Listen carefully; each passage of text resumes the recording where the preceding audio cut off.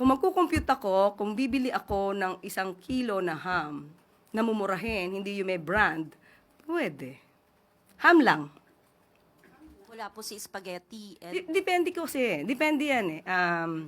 Kung anong bibilin mo. Ano ba ang balak mo? Kasi 'di ba may nabibili naman na nakapack na yung pang chop suey. Mura lang 'yun.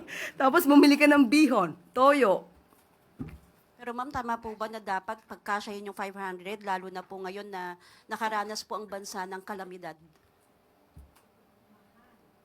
Pa, ulit-ulit kung dapat pagkasyahin. Pagkasyahin yung 500 na pang Noche Buena, lalo na nakaranas sa mga... At ito ba yung kwentuhan na lang tayo?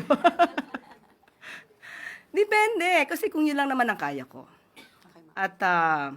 At kaya ko namang tumingin sa mga may discount.